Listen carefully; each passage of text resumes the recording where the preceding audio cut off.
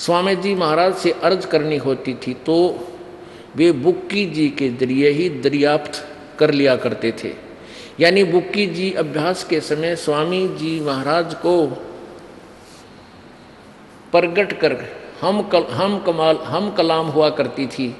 इस नियाजमंद को लेखक कहता है मेरे को भी जब कभी भीड़ के समय, आपत्ति के समय घबराहट होती और किसी तरह से अकल काम नहीं देती थी, तब बुक्की जी के जरिए से स्वामी जी महाराज का हुक्म लिया करता था और जैसा हुक्म होता वैसा ही मुवाफिक बंदा कारबंद होता था। इस तरह पर राय साहब ने भी मौज की थी, जो राधा स्वामी पंथ अलग से उसने बनाया कि बुक्की जी के जरिए 2-4 बार हुक्म हासिल किए थे। अरे वाह, जय हो। अब यह के हैं कि बुक्की जब सत्संग करते थे स्वामी जी, बुक्की की लाल आँख हो जाओ करती और बेहोश हो जाती। वो भूत था उसमें पहले भी, वह पड़ जाती लाल आँख काट देखे कि कितने समाधि लाए पड़े हो जाते हैं, तभी अब भूत आता है इनमें। फिर जब स्वामी जी की मृत्यु होगी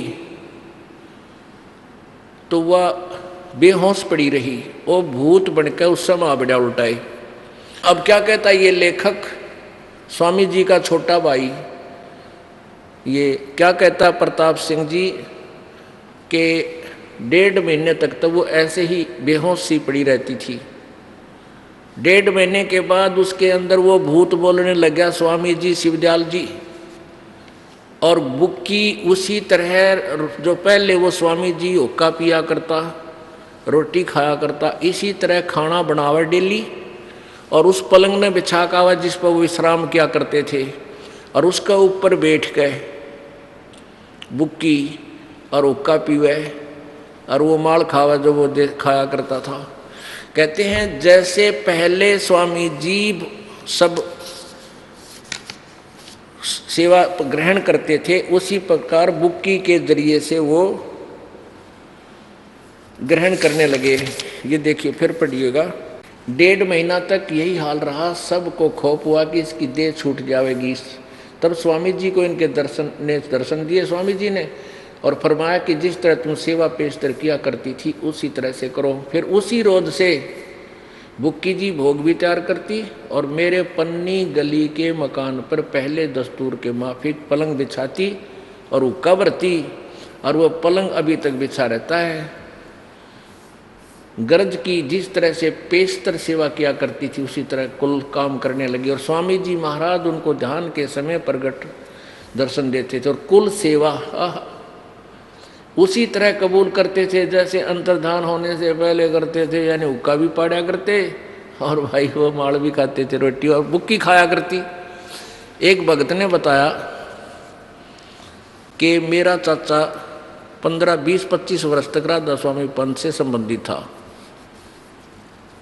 और 2.5 घंटे ने ऊपर का चादर घेर कर नो कोल्लू सा गाड़ी लेता, कति सांस भी नहीं लेता, ना हलता टलता, 2.5 घंटे नहीं तो 2 तो जरूर सुबह शाम 2 करता था और वो मर गया। वो मरने के बाद अपने पुत्र वधू में प्रकट हो गया जैसे बुक्की में शिवदाल हो गया और वो चूरमा गणा खाया करता, पहला ओक्का पीता था, बीड़ी पिया करता। यो तीन का दादा लाई है राधा स्वामी वाला गए, ओक्का बीड़ी जब बेसिक पियो कोई दिक्कत नहीं, क्योंकि तो स्वामी जी पीते थे तो दूसरों को क्या एतराज हो सकता है। और वो चूरमा गणा खाया करता, चूरमा चरमा ना मिलता तो उस दिन आकर बोलता। और कई बार ऐसे काम उसने उस अपनी पुत्र वधू में प्रवेश होकर बोले कि तुम्हारा ये नुकसान हो जाएगा, तुम ऐसे कर लो। हमने वैसे किया तो हमें बहुत लाभ हुआ, यानी वो नुकसान बचा हमारा। तो फिर हम उससे एक आधी बात पूछने लगे, वो बात सच्ची हो जाती थी। और जिस दिन उसका वो क्या करती थी पुत्र वधू, उसकी चूरमा अच्छा गच बढ़िया घी घेर का बनाती, पहले तो उस चूरमा तो छकती और फिर हुक्का भरकर फिर बैठ जाती, गुरुड़ गुरुड़ पी के फिर उसको वो छोड़ देता, वह फिर धंधा करती। बाद में जिस दिन उसको पूरा सामान ना मिलता उस दिन कहता थरा ईंट का ईंट बजा दूंगा, कहता तुम मेरी पूरी सेवा कर दो। तो वो बता रहा था जी ईब आपका नाम लिया है मन ने भी, उसकी पुत्र वधू ने भी, और भी परिवार के जनों ने। तब उस चाचा जी ने पीछा छोड़ा है ना, तो रोज दुखी रखा करता। तो वो हाल था इस बुक की में शिवदयाल जी का। अब सेठ प्रताप सिंह जी जो लेखक है इसका, यानी शिवदयाल जी का छोटा भाई भी उसका शिष्य था। और वो नो कह है कि मेरे ऊपर भी कभी आपत्ति आ जाती है तब मैं बुक की आगे बोला करता, और बुक की में वो भूत बोला करता शिवदयाल जी, वो मुझे फिर मार्गदर्शन करता, मैं ऐसे काम कर।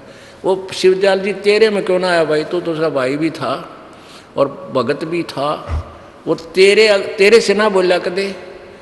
वो उसमें भूत की तरह बोलता था।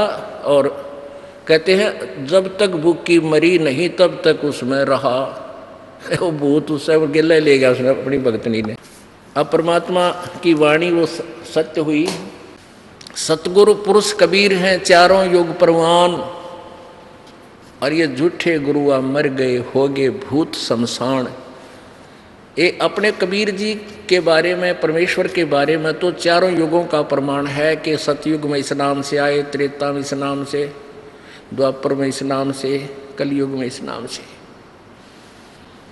एक हमारा भगत, जैसे राधा स्वामी पंथ वालों से डिस्कस होती रहती है, तो वो कहने लगा कि तुम्हारा आपके जो महाराज जी थे शिवदयाल जी, ये तो इस सतयुग कलयुग में प्रकट हुए, इससे पहले भी कितना जिक्र है थारे परम धनी का।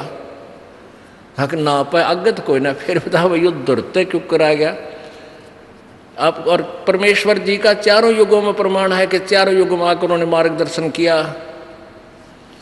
फिर वो भगत भी ने बोला भाई बात तो सच्ची है, ये परम धनी तो हमारा ही प्रकट हुआ है कलयुग में। तो ये कंप्लीट नहीं था, ये तो अज्ञानी, इनका ज्ञान में कुछ नहीं था। अब थोड़ी सी इनके ज्ञान की झलक से पता लगेगा ये भूत क्यों बने। ये तो भूत बनने थे, इनको ABCD का पता नहीं था। ये तुम बोल क्या रहे हो, कह क्या रहे हो।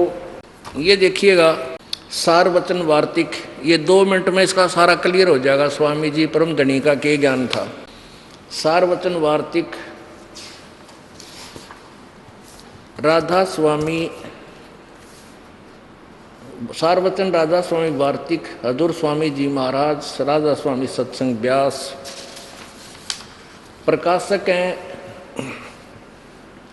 जगदीश चंद्र सेठी, सेक्रेटरी राधा स्वामी सत्संग व्यास, डेरा बाबा जयमल सिंह।